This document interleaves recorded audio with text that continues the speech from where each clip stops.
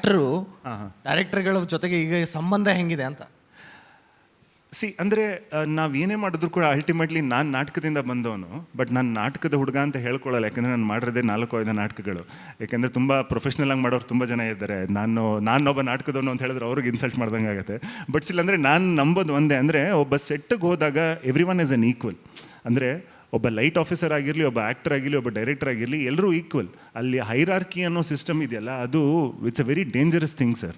ಅಂದರೆ ನಾನು ಒಬ್ಬ ನಟ, ನಾನೊಬ್ಬ ನಿರ್ದೇಶಕ, ನಾನೊಬ್ಬ ಇದು ಅಂತ ಮಾಡ್ಕೊಂಡು ಹೋದರೆ that's never a good sign. So ಹಂಗಾಗಿ ನಾವು ಸೆಟ್ಟಿಗೆ ಹೋದಾಗ we are working towards a project. ಒಂದು ಸಿನಿಮಾನ ಕಟ್ಟೋದಕ್ಕೆ ಅಂತ ಮಾಡೋದು. ಈಗ ನಾವು ಹೇಗೆ ಬಿಲ್ಡಿಂಗ್ನ ಒಂದು ಬ್ರಿಕ್ ಬೈ ಬ್ರಿಕ್ ಕಟ್ಕೊಂಡು ಹೋಗ್ತೀವಿ, ಹಾಗೆ ಸಿನಿಮಾನು ಕೂಡ ಫ್ರೇಮ್ ಬೈ ಫ್ರೇಮ್ ಕಟ್ತೀವಿ ನಾವು.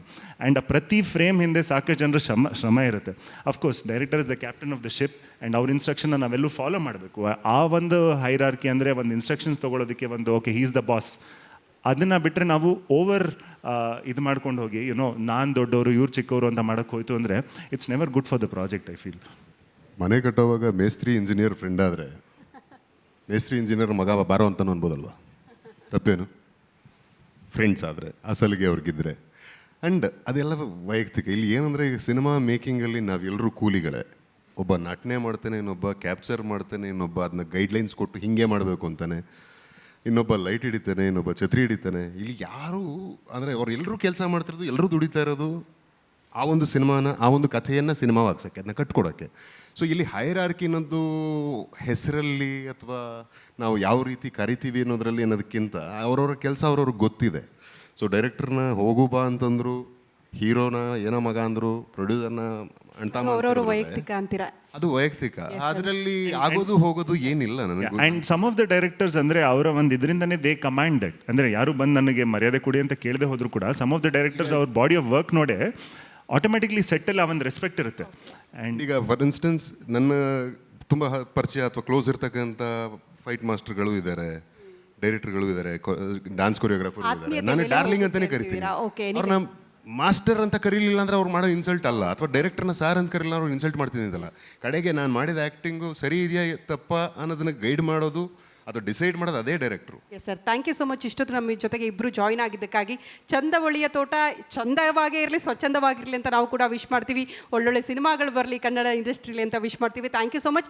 ಫೈನಲಿ ನನ್ನೊಂದು ರಿಕ್ವೆಸ್ಟು, ವಸಿಷ್ಠ ಅವ್ರಿಗೆ ಮೋಸ್ಟ್ಲಿ ಅವ್ರ ನಟನೆಗಿಂತಲೂ ಅವ್ರ ವಾಯ್ಸಿಗೆ ಸಖತ್ ಫ್ಯಾನ್ಸ್ ಇದ್ದಾರೆ. ಒಂದು 2 ಲೈನ್ ಸರ್, ಎಲ್ಲ ಊಟಕ್ಕೆ ಕಾಯ್ತಾ ಇದ್ದಾರೆ, ಒಂದು 2 ಲೈನ್ ಹಾಡ್ಬಿಡಿ ಮುಗಿಸ್ಬಿಡ್ತೀವಿ ಕಾರ್ಯಕ್ರಮನ. ಅಂದರೆ ಮಾತಾಡಿದ್ದು ಸಾಕು ಅಂತಾನೆ? ಇಲ್ಲ ಸರ್, 2 ಲೈನ್ಸ್ ನಮಗೋಸ್ಕರ ಪ್ಲೀಸ್. ನಿಮ್ಮ ವಾಯ್ಸ್ಗೆ ಸಖತ್ ಫ್ಯಾನ್ಸ್ ಇದ್ದಾರೆ. ಬಯಸಿ ಬಯಸಿ ಎದೆಯಲಿಳಿದು ನನ್ನ ಜಗದ ಅರಸಿಯಾದೆ, ತಿಳಿದು ತಿಳಿದು ಬಂಧಿಯಾಗಿ ನಿನ್ನ ಮನದ ಅರಸನಾದೆ, ನಿನ್ನ ಹಚ್ಚೆ ಹಾಕಿಸೋ ಹುಚ್ಚು ಈಗ ನನ್ನಲ್ಲಿ, ಎಂದು ಕೂಡ ಬೆಚ್ಚಗಿರು ನೀ ಬಚ್ಚಿಡುವೆನ ಕಣ್ಣಲಿ, ನೀನೇನಾ ನಾನೇ ನೀನೇನಾ, ಹೇಗಾದೇನಾ ಪ್ರೀತಿ ಹೀಗೇನಾ. Thank you. ಬ್ಯೂಟಿಫುಲ್. ನೀವು ಇದೇ ತರ ಹಾಡ್ತಾ ಇದ್ರೆ ಬೇಜಾರಾಯ್ತು ಅನ್ಸುತ್ತೆ. ನೀವು ಒಂದು 2 ಲೈನ್ ನಮಗೋಸ್ಕರ ಹಾಡಿದ್ರು ಪರವಾಗಿಲ್ಲ. ಅವರಷ್ಟು ಅದ್ಭುತವಾಗಿ ಹಾಡಿದ್ದಾರೆ. ಆಫ್ಟರ್ ಟೇಸ್ಟ್ ಎಷ್ಟು ಚೆನ್ನಾಗಿರುತ್ತೆ. ನಾನು ಹಾಡಿ ಅದನ್ನ ಕೆಡ್ಸೋದು ಬೇಡ. ನೀವು ರಿಷಿ ಅವ್ರ ಹತ್ರ ಹಾಡು ಕೇಳಿದ್ರೆ ಅವ್ರೀಗ ರಾಮನ ಅವತಾರ ತಾಳ್ಬೇಕಾಗುತ್ತೆ ಅಂತ. ಇಲ್ಲ, ನನಗೆ ಬಹಳ ಸಂತೋಷದ ವಿಚಾರ ಏನು ಅಂತ ಹೇಳಿದ್ರೆ, ನಾನು ವಸಿಷ್ಠ ಅವರು ಇಂಡಸ್ಟ್ರಿಗೆ ಬರೋದಕ್ಕಿಂತ ಮುಂಚೆ, ಅಂದರೆ ನಾವಿಬ್ಬರು ಸಿನಿಮಾ ಇಂಡಸ್ಟ್ರಿಗೆ ಬರೋದಕ್ಕಿಂತ ಮುಂಚೆಯಿಂದನೂ ನಾವಿಬ್ಬರು ಗೆಳೆಯರು. ಆ್ಯಂಡ್ ನಾವಿಬ್ಬರು ಇವತ್ತು ಇಂಡಸ್ಟ್ರಿಗೆ ಬಂದು ಒಟ್ಟಿಗೆ ಕೂತಿದ್ದೀವಿ ಅಂತ ಹೇಳೋದಕ್ಕೆ ಕಾರಣಕರ್ತರೊಬ್ಬರೇ. ಅಂದರೆ ಮುಖ್ಯವಾಗಿ ನಿಮಗೆ ವೇದಿಕೆಗೆ ಬಹಳ ಧನ್ಯವಾದಗಳು. ಆ್ಯಂಡ್ ಅಂದರೆ ಜನರು ಅವರು ಗೋಧಿ ಬಣ್ಣ ಮೂಲಕ ಒಂದು ಹೆಸರನ್ನ ಮಾಡಿದ್ರು. ನಾನು ಅಲ್ಮೇಲಮ್ಮ ರಿಲೀಸ್ ಆದಾಗ ಜನರೇನೋ ಒಂದು ಗುರುತಿಸಿದ್ರು. ಅಂದರೆ ಜನರೇನೋ ಒಂದು ಗುರುತಿಸ್ತಾರಲ್ಲ, ಓಕೆ ಇವ್ರಿಗೆ ನಾನು ಶಕ್ತಿ ಕೊಡ್ಬೋದು, ಇವ್ರನ್ನ ನಾನು ಇನ್ನೊಂದು ಸಿನಿಮಾ ಮಾಡಿದ್ರೆ ನಾನು ಅದನ್ನು ನೋಡ್ತೀನಿ ಅನ್ನೋ ಒಂದು ಶಕ್ತಿ ನೀಡ್ತಾರಲ್ಲ. ಅದರಿಂದಾಗಿ cinema is a very magical medium. ಅಂದರೆ ಕನಸಿನ ಕರ್ನಾಟಕ ಅಂದರೆ ಹೆಸರು ಟೈಟ್ಲ್, ನಮ್ಮ ಕಸಬೆ ಒಂಥರ ಕನಸನ್ನು ಕಟ್ಟೋವಂಥದ್ದು. ಇದನ್ನು ಯಾವುದನ್ನು ಟ್ಯಾಂಜಿಬಲ್ ಆಗಿ ನಾವು ಮೆಷರ್ ಮಾಡೋದಕ್ಕಾಗಲ್ಲ. ಜನರು ಹೇಳ್ತಾರೆ ಓಕೆ ನಾನು ಇವನ್ನ ಇನ್ನೊಂದು ಸಿನಿಮಾದಲ್ಲಿ ನೋಡೋದಕ್ಕೆ ಇಷ್ಟಪಡ್ತೀನಿ ಅಂತ. ಡೈರೆಕ್ಟರ್ ಗುರುತಿಸ್ತಾರೆ, ಕಾಸ್ಟ್ ಮಾಡ್ತಾರೆ, ಪ್ರೊಡ್ಯೂಸರ್ ಬಂಡವಾಳ ಹಾಕ್ತಾರೆ. So it's a very magical process. And ಈ ಒಂದು ಪ್ರಾಸೆಸ್ಸಲ್ಲಿ ನಮಗೆ ಸಿನಿಮಾ ಅನ್ನೋದು ಒಂದು ರಾಜ್ಯನ ನಾವು ಕಟ್ಟಬೇಕು ಅಂತ ಹೇಳಿದಾಗ it place a very crucial role. ನನಗೆ ಬಹಳ ಖುಷಿಯಾಗೋ ವಿಚಾರ ಯಾವುದು ಅಂತ ಹೇಳಿದ್ರೆ, ನಾವು ರಾಮರಾಜ್ಯನ ಕಟ್ಟಬೇಕು ಅಂತ ಹೇಳಿದಾಗ ಸಿನಿಮಾಗಳ ಮೂಲಕ ಎಲ್ಲರೂ ಮರ್ಯಾದಾ ಪುರುಷೋತ್ತಮರನ್ನಾಗಿ ಮಾಡೋಣ. ಈಗ ನಾವೆಲ್ಲ ಕಡೆ ಜಗಳ ಮಾಡೋ ಪುರುಷೋತ್ತಮರನ್ನೇ ಜಾಸ್ತಿ ನೋಡ್ತೀವಿ. ಸೊ ಹಾಗಾಗಿ ಅಟ್ಲೀಸ್ಟ್ ನಮ್ಮ ಕಡೆಯಿಂದ ಸಿನಿಮಾದ ಮೂಲಕ ಸ್ವಲ್ಪ ಈ ಕನಸಿನ ಕಟ್ಟೋದ್ರ ಜೊತೆಗೆ ರಾಮರಾಜ್ಯ ಕಟ್ಟೋದಾಗಿರಲಿ ಅಥವಾ ಜನರನ್ನ ಒಳ್ಳೆ ಹಾದಿನಲ್ಲಿ ಕರ್ಕೊಂಡು ಹೋಗೋವಂಥ ಕಥೆಗಳನ್ನು ಹೇಳಿ ಅವ್ರನ್ನ ಮೋಟಿವೇಟ್ ಮಾಡುವಂಥ ಒಂದು ಪ್ರಯತ್ನವನ್ನು ನಾವು ಮಾಡೋಣ. ಆ್ಯಂಡ್ ಈ ವೇದಿಕೆ ಮೂಲಕ ಆ ಒಂದು ಸಂದೇಶವನ್ನು ನಿಮ್ಮಿಂದನೂ ಕೂಡ ನಮಗೆ ಸಿಕ್ಕಿದ್ರೆ ಬಹಳ ಖುಷಿಯಾಗುತ್ತೆ. ಆ್ಯಂಡ್ ಈ ಒಂದು ವೇದಿಕೆನ ಆರ್ಗನೈಸ್ ಮಾಡಿರೋದಕ್ಕೆ ಬಹಳ ಧನ್ಯವಾದಗಳು ಎಂಟೈರ್ ಟೀಮ್ಗೆ. ಆ್ಯಂಡ್ ಅದ್ಭುತವಾದಂಥ ಆ್ಯಂಕರ್ಸ್ ಹೋಸ್ಟ್ ನೀವೆಲ್ಲ. It is an absolute honour to be here. Thank you. ಏನಂದರೆ ವಿಶ್ವಗುರು ಭಾರತ ಆಗೋದ್ರಲ್ಲಿ ಕನಸಿನ ಕರ್ನಾಟಕದ ಪಾತ್ರ ಎಷ್ಟು ಮುಖ್ಯನೋ ಹಾಗೆ ಒಂದು ಕರ್ನಾಟಕದ ಏಳಿಗೆಗೆ, ಕರ್ನಾಟಕದ ಬೆಳವಣಿಗೆಗೆ, ಕರ್ನಾಟಕದ ಎಲ್ಲ ವಿಧವಾದ ಸರ್ವಾಂಗೀಣ ಅಭಿವೃದ್ಧಿಗೆ ನಾವುಗಳು, ನಮ್ಮ ಮನೆಗಳು ಅಷ್ಟೇ ಮುಖ್ಯ. ನಮ್ಮಿಂದ ಕೆಲಸ ಮಾಡೋಣ, ಕೆಲಸ ಶುರು ಮಾಡೋಣ. ಕನಸು ದೊಡ್ಡದಾಗಿರಬೇಕು, ವಿಷನರಿ ಆಗಿರಬೇಕು. ಆ್ಯಂಡ್ ಸಿನಿಮಾ ಕಲಾವಿದರಾಗಿರೋದ್ರಿಂದ ನಾವು ಹೇಳೋದೇನೆಂದರೆ ಅದೇ ಪ್ರತಿ 2 ವರ್ಷಕ್ಕೋ ಅಥವಾ 5 ವರ್ಷಕ್ಕೋ ಕಾಂತಾರ KGF ಥರ ಸಿನಿಮಾಗಳಲ್ಲದೆ ತಿಂಗಳ ಬರೋಂಗಾಗಬೇಕು. Cinema is such a powerful medium. But ಈ ಸಿನಿಮಾ ಫ್ರೆಟರ್ನಿಟಿಗೆ ಪವರ್ ತುಂಬುವಂಥ ಕೆಲಸ ಆಗಬೇಕು. ಅದಕ್ಕೆ ನಿಮ್ಮ ಪಾತ್ರನೂ ದೊಡ್ಡದು, ಮಾಧ್ಯಮದವರ ಪಾತ್ರ. ಆ್ಯಂಡ್ ಇಷ್ಟು ಒಳ್ಳೆ ವೇದಿಕೆಯಲ್ಲಿ ಇಷ್ಟು ಒಳ್ಳೆ ವಿಚಾರಗಳನ್ನ ತರ್ತಿದ್ದೀರಿ.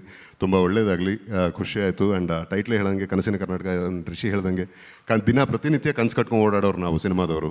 ಸೊ ನಮ್ಮ ಕನಸು, ನಮ್ಮ ಆಶಯ ಯಾವಾಗಲೂ ಒಳ್ಳೊಳ್ಳೆ ಸಿನಿಮಾಗಳು ಮಾಡಬೇಕು ಅಂತ. ಅದಕ್ಕೆ ದುಡ್ತಿರ್ತಕ್ಕಂಥ ಪ್ರತಿಯೊಬ್ಬರಿಗೂ ಉದ್ಯೋಗಾವಕಾಶ ಡೆಫಿನೆಟ್ ಆಗಲಿ, ಅವ್ರಿಗೆ ಒಂದು ಸ್ಟ್ರಕ್ಚರ್ಡ್ ಎಂಪ್ಲಾಯ್ಮೆಂಟ್ ಅನ್ನೋದು ಸಿಗಲಿ. ಅದಕ್ಕೆ ನಿಮ್ಮ ಕಡೆಯಿಂದ ಒತ್ತಾಯ ಆಗಬೇಕು ಅನ್ನೋದಕ್ಕೆ ಈ ವೇದಿಕೆಯಲ್ಲಿ ಹೇಳ್ತಿದ್ದೀನಿ. PF ESI ಅಂತ ಒಂದು ಯೋಜನೆಗಳು ಅವ್ರಿಗೂ ಸಿಗಬೇಕು, ಸಿನಿಮಾಗೆ ದುಡಿಯೋರ್ಗೂ. ಆ್ಯಂಡ್ ಸಿನಿಮಾ ದುಡಿಯೋರು ಬರೀ ಆ್ಯಕ್ಟರ್ಗಳಷ್ಟೇ ಅಲ್ಲ, ಆಗಲೇ ಹೇಳಿದ್ನಲ್ಲ, ಅವರೆಲ್ಲರೂ ಕೆಲಸ ಮಾಡ್ತಾರೆ.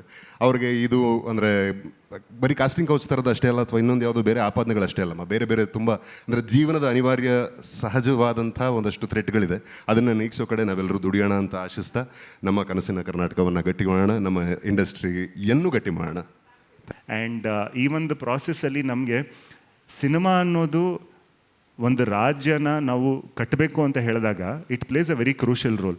ನನಗೆ ಬಹಳ ಖುಷಿಯಾಗೋ ವಿಚಾರ ಯಾವುದು ಅಂತ ಹೇಳಿದ್ರೆ, ನಾವು ರಾಮರಾಜ್ಯನ ಕಟ್ಟಬೇಕು ಅಂತ ಹೇಳಿದಾಗ ಸಿನಿಮಾಗಳ ಮೂಲಕ ಎಲ್ಲರೂ ಮರ್ಯಾದಾ ಪುರುಷೋತ್ತಮರನ್ನಾಗಿ ಮಾಡೋಣ. ಈಗ ನಾವೆಲ್ಲ ಕಡೆ ಜಗಳ ಮಾಡೋ ಪುರುಷೋತ್ತಮರನ್ನೇ ಜಾಸ್ತಿ ನೋಡ್ತೀವಿ. ಸೊ ಹಾಗಾಗಿ ಅಟ್ಲೀಸ್ಟ್ ನಮ್ಮ ಕಡೆಯಿಂದ ಸಿನಿಮಾದ ಮೂಲಕ ಸ್ವಲ್ಪ ಈ ಕನಸಿನ ಕಟ್ಟೋದ್ರ ಜೊತೆಗೆ ರಾಮರಾಜ್ಯ ಕಟ್ಟೋದಾಗಿರಲಿ ಅಥವಾ ಜನರನ್ನ ಒಳ್ಳೆ ಹಾದಿನಲ್ಲಿ ಕರ್ಕೊಂಡು ಹೋಗೋವಂಥ ಕಥೆಗಳನ್ನು ಹೇಳಿ ಅವ್ರನ್ನ ಮೋಟಿವೇಟ್ ಮಾಡುವಂಥ ಒಂದು ಪ್ರಯತ್ನವನ್ನು ನಾವು ಮಾಡೋಣ. ಆ್ಯಂಡ್ ಈ ವೇದಿಕೆ ಮೂಲಕ ಆ ಒಂದು ಸಂದೇಶವನ್ನು ನಿಮ್ಮಿಂದನೂ ಕೂಡ ನಮಗೆ ಸಿಕ್ಕಿದ್ರೆ ಬಹಳ ಖುಷಿಯಾಗುತ್ತೆ. ಆ್ಯಂಡ್ ಈ ಒಂದು ವೇದಿಕೆನ ಆರ್ಗನೈಸ್ ಮಾಡಿರೋದಕ್ಕೆ ಬಹಳ ಧನ್ಯವಾದಗಳು ಎಂಟೈರ್ ಟೀಮ್ಗೆ. ಆ್ಯಂಡ್ ಅದ್ಭುತವಾದಂಥ ಆ್ಯಂಕರ್ಸ್ ಹೋಸ್ಟ್ ನೀವೆಲ್ಲ. It is an absolute honour to be here. Thank you. ಏನಂದರೆ ವಿಶ್ವಗುರು